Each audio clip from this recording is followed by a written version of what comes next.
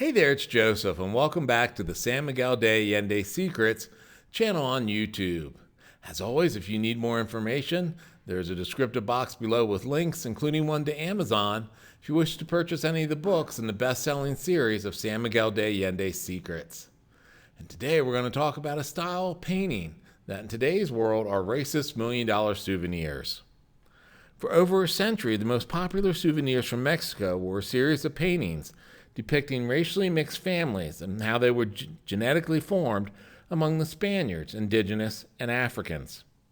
This compelling and unique pictorial genre was known as caste or casta paintings, created during the 1700s, whose recent popularity has heightened the interest in the Inquisition era of Mexico.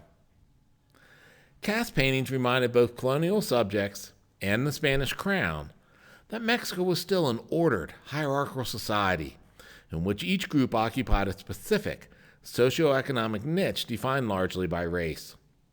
Basically, the lighter your skin tones, the higher up on the scale you wore with corresponding economic and educational opportunities. These codifying paintings formed the identity in Mexico during the entire 18th century. Most caste paintings comprised of 16 scenes depicted on separate canvases. Some featured 14, others had 19 or even 20. These numerical differences point out the impossibility of defining or categorizing the racially mixed.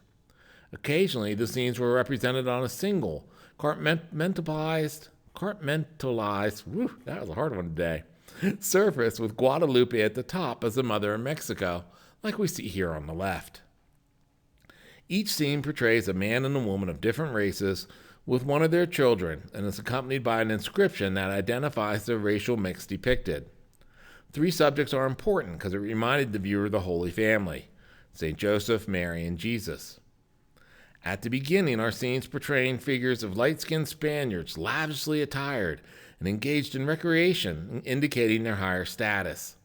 As the family groups became more racially mixed, their social status diminishes, though they are still portrayed as contributing members of Mexican society as merchants or tradesmen. Caste paintings also included rich visual illustrations of food and flora, clearly positioned to represent Mexico's natural abundance, plus access to Asian imports and heights of colonial fashion and interior design. While intermarriage among the natives, Europeans, and Africans did not become common until the second half of the 17th century, sexual contact among groups occurred from the get-go. Hernan Cortez chose an indigenous woman as his translator/lover, providing him a son, the first mixed-race baby in Mexico. Intermarriage has resulted in the growth of a large group of racially mixed people known collectively as castes. Caste was the general term used by Spanish and Creoles, Spaniards born in the Americas, to distinguish themselves from the large masses of racially mixed people. By the end of the 18th century, approximately 1/4 of the total population of Mexico was racially mixed.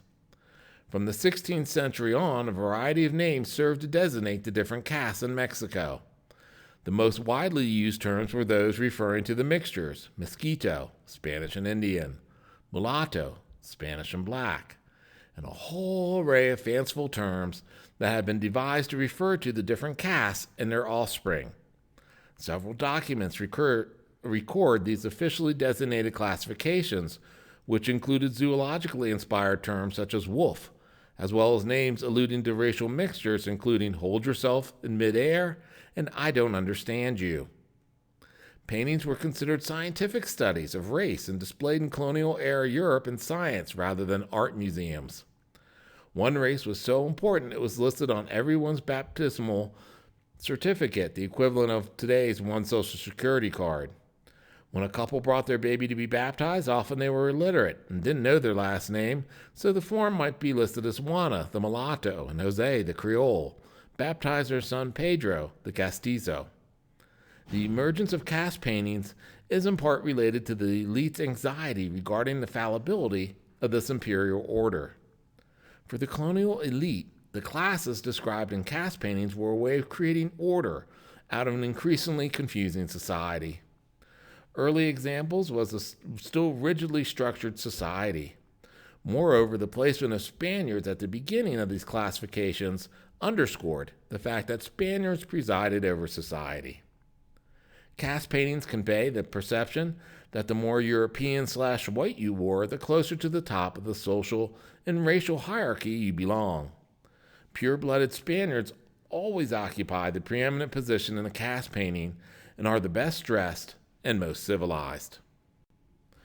Commissioned by viceroys or the stand-in for the Spanish king in Mexico, they brought cast paintings to Spain upon their return to Souvenirs. Some 2,000 paintings are known to have been made that are now sold at auctions for often over $1 million each. The paintings ceased to be produced following Mexico's independence in 1821, when the caste designations were abolished, theoretically, with the expulsion of Spain.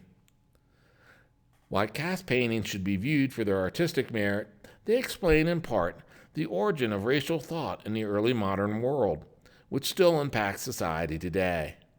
Watch any telenovela and notice the light-skinned heroes and heroines battle the darker-toned villains. Or gamble in most antique stores in town and find paintings or furniture depicting the caste. As always, feel free to like and subscribe, and that way you'll get notified on nearly a daily basis of when new videos come out in the San Miguel de Allende Secrets series of videos.